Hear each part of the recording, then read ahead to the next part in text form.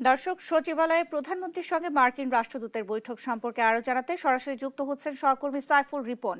সাইফুল, কি বিষয় নিয়ে আলোচনা হয়েছে আমাদের জানাবেন।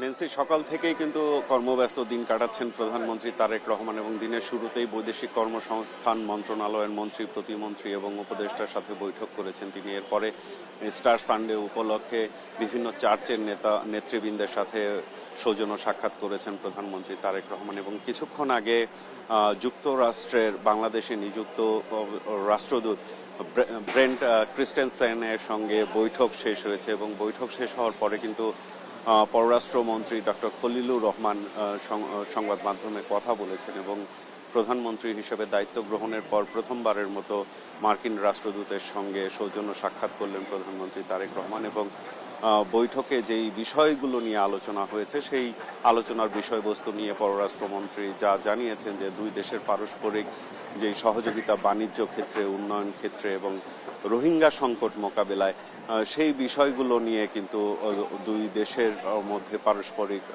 সহযোগিতার জায়গাগুলো নিয়ে কথা হয়েছে। এছাড়া সাংবাদিকদের প্রশ্নের জবাবে জ্বালানির পরিস্থিতি নিয়েও কিন্তু উত্তর দিয়েছেন পররাষ্ট্রমন্ত্রী। তিনি যেটি বলেছেন যে সম্প্রতি মার্কিন যুক্তরাষ্ট্রের এনার্জি সেক্রেটারির সাথে কথা হয়েছে এবং সেই বৈঠকে বিভিন্ন বিষয়ে আলোচনা হলেও সব বিষয় আসলে খুলে বিস্তারিত তুলে ধরা যাবে না গোপনীয়তার স্বার্থে, কিন্তু যুক্তরাষ্ট্রের পক্ষ থেকে কিন্তু একটি বিষয় নিশ্চিত করা হয়েছে যে বাংলাদেশের জ্বালানি নিরাপত্তায় তারা নিশ্চয়তা দিবে, এমনটি কিন্তু আশ্বাস কিন্তু যুক্তরাষ্ট্রের পক্ষ থেকে দেয়া হয়েছে। এর পাশাপাশি বাংলাদেশ যে কোনো উৎস থেকে সাশ্রয়ী মূল্যে জ্বালানি তেল কেনার চেষ্টা করছে, এমনটি কিন্তু জানিয়েছেন পররাষ্ট্রমন্ত্রী ডক্টর খলিলুর রহমান। নেন্সি।